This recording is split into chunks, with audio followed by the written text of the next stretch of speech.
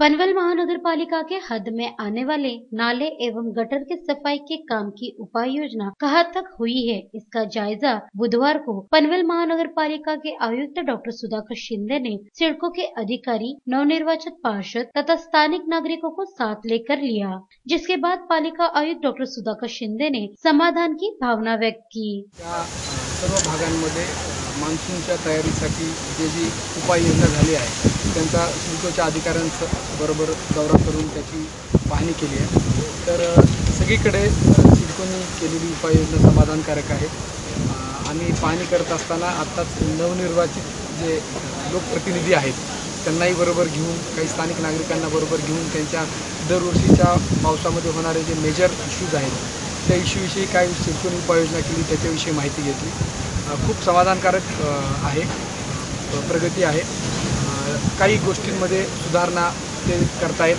काही नागरिकांच्या आमच्या लोकप्रतिनिधींच्या काही सजेशन्स होत्या त्या सजेशन्सही त्या इन्कॉर्पोरेट करून मला असं वाटतं की या वर्षीचा पावसाळा आपण खूप सुसज्जपणे पावसाळ्याला आपण यावेळी फेस करू। त्यासाठी प्रशासनाचे माननीय व्यवस्थापक आणि माननीय सहव्यवस्थापक यांचे आभार मानतो। इस वक्त शेतकरी कामगार पक्ष के पार्षद बबन मुकादम, प्रिया भोईर, प्रज्योति म्हात्रे, चंद्रकला शेलके, गोपाल भगत, रविंद्र भगत, कमल कदम, राष्ट्रवादी कांग्रेस के विजय खानावकर, सतीश पाटिल आदि गणमान्य उपस्थित थे।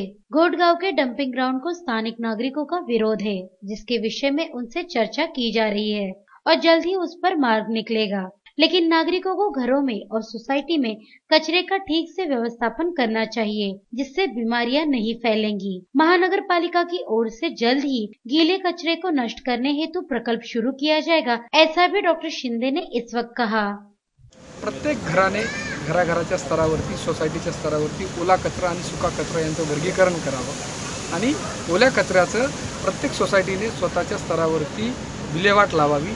कंपोस्टिंग असेल किंवा बायोगॅस असेल किंवा अन्य कुठल्याही शास्त्रीय पद्धतीने त्याची विल्हेवाट लावली तर रस्त्यावरती ओला कचरा आणि सुका कचरा एकत्र झाल्यामुळे जी दुर्गंधी आणि त्याच्यापासून होणारे साथीचे रोग याच्यापासून आपल्याला बऱ्यापैकी रिलीफ भेटेल।